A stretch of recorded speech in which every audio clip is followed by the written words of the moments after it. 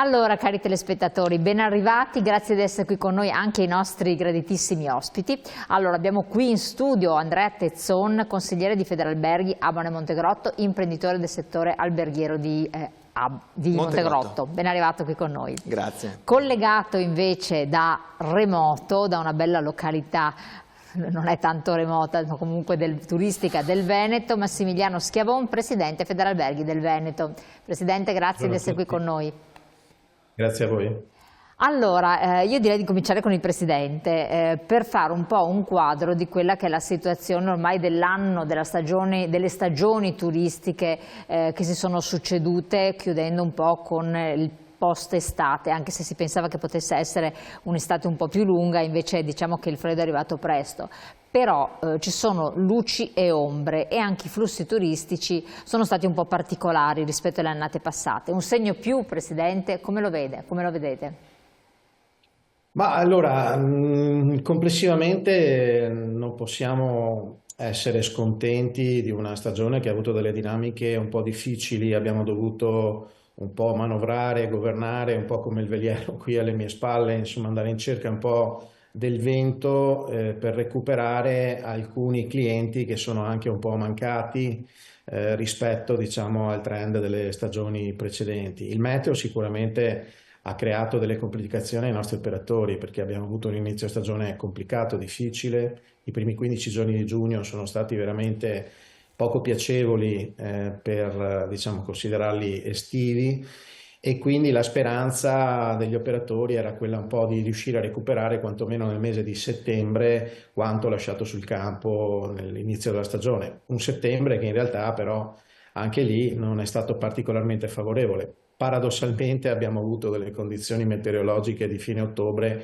quasi estive, con gli ultimi ponti, il weekend, anche questo diciamo dell'1, del 3 novembre, insomma la domenica che si chiudeva con il 3 novembre, ha visto quasi un assalto di quei pochi alberghi che tutto sommato anche nella costa del Veneto erano rimasti aperti, circa un centinaio.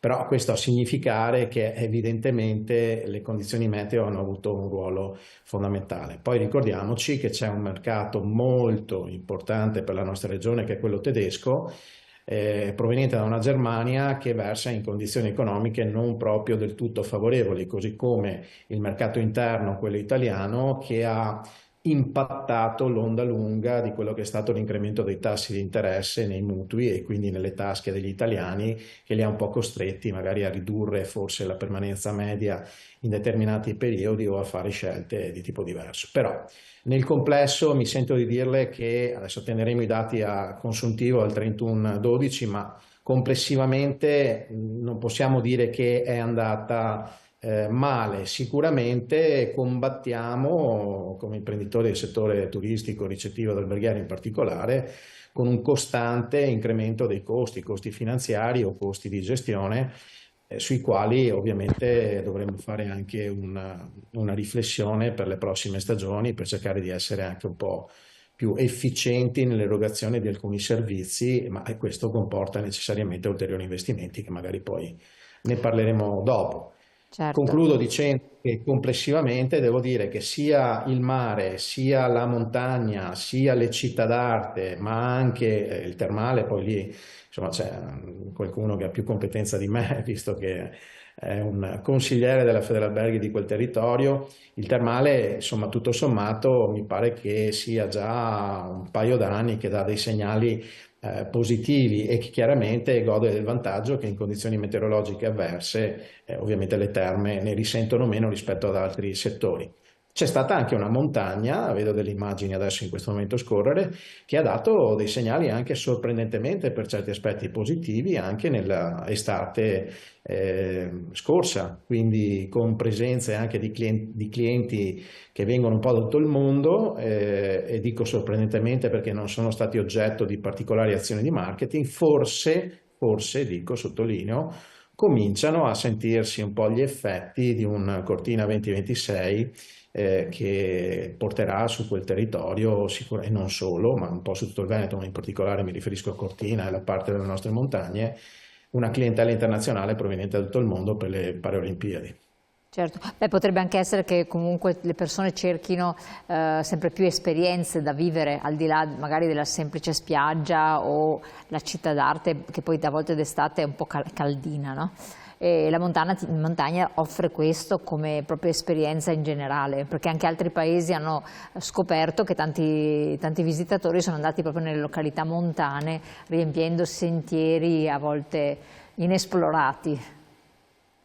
Sì, ma il tema dell'esperienzialità ormai credo che sia un tema noto agli operatori e non vale solo per la montagna, cioè il tema dell'esperienza diventa preponderante rispetto alla scelta di una destinazione, quindi anche gli operatori sono attrezzati per cercare di fare rete nell'informazione anche di quali sono le esperienze fruibili su un territorio e non solo esperienze legate magari all'enogastronomia, ma anche allo sport, al tempo libero in generale, che concorrono a mantenere un buon ricordo di una vacanza fatta su una determinata destinazione e concorrono anche a definirne meglio i connotati identitari di quell'offerta turistica. Assolutamente. Quindi c'è sempre una maglia sempre più stretta anche con gli altri attori del turismo che ovviamente ruotano intorno al nostro sistema ricettivo e quindi i produttori di quelli che sono tutti i prodotti eccellenti dell'enogastronomia della nostra regione e non solo. Certo. Passiamo qui alle zone delle terme. Com'è stata complessivamente? Com'è andata? Compresa anche il periodo estivo, che normalmente il periodo estivo non è proprio il massimo, proprio per anche le temperature. Come la vedete? Allora, devo dire che le terme si sono risvegliate dopo il Covid in modo piuttosto dinamico.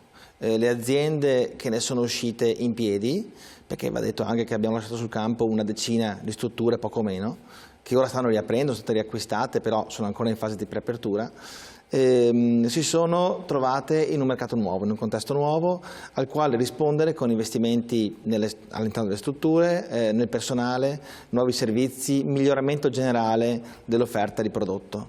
Che però era ferma anche da tanto tempo. Che aveva bisogno di essere reinterpretata, possiamo anche dire svecchiata, e la necessità ci ha portato rapidamente in questo percorso.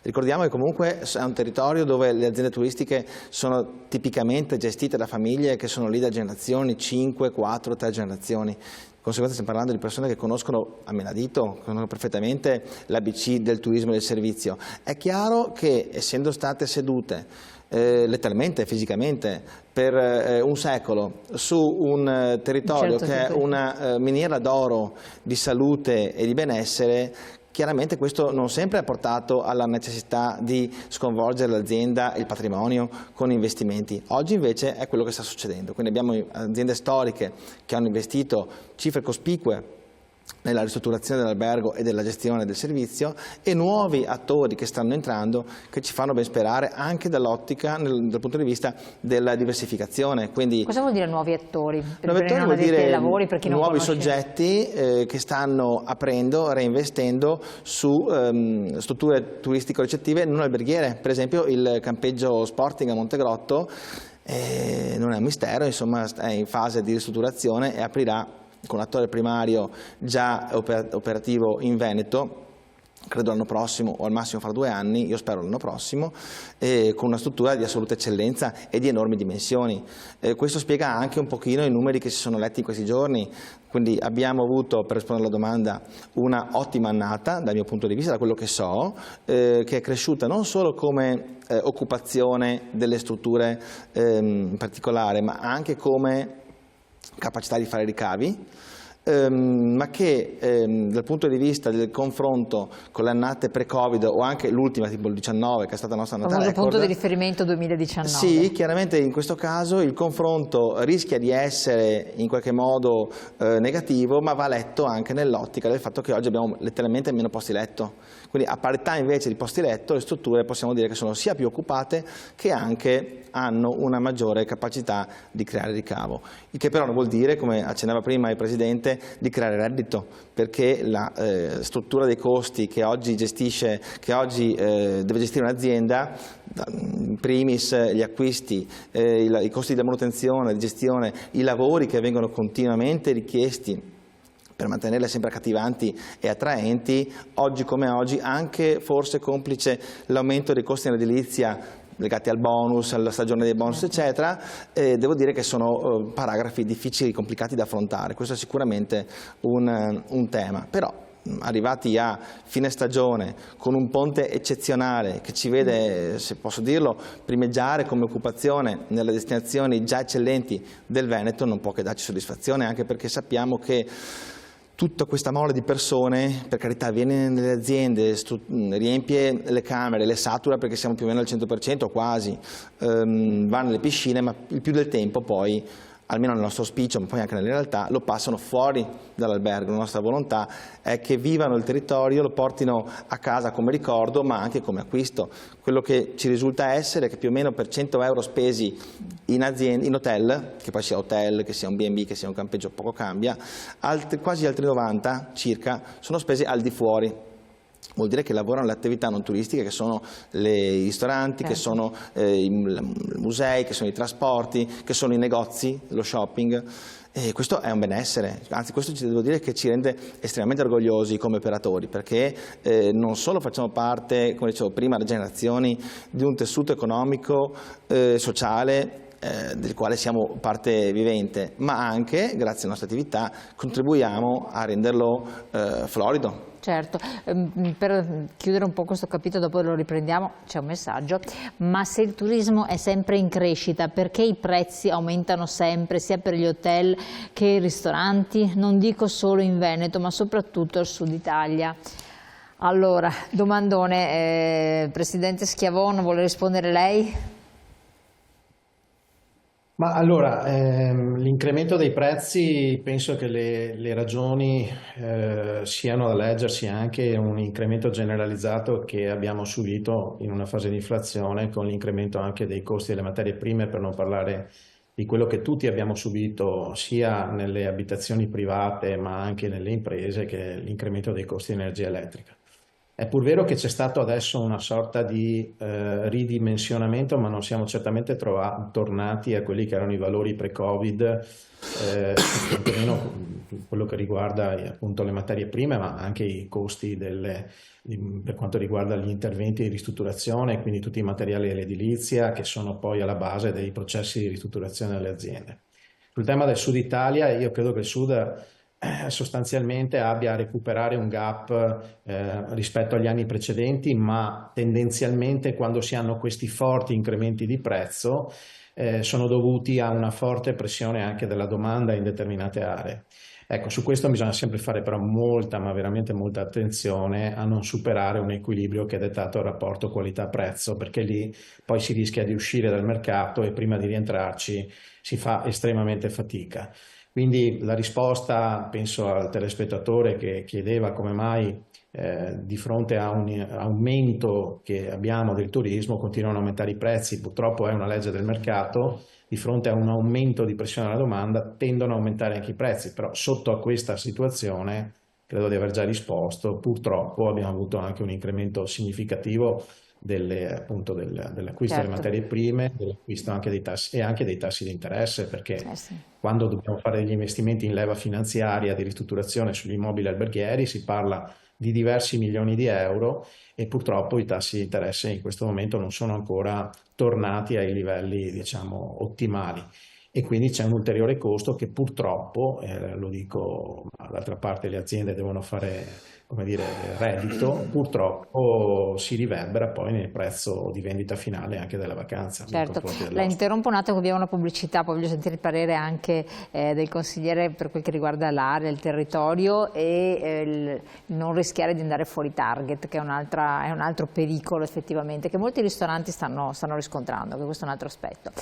Pubblicità qualche secondo, restate con noi.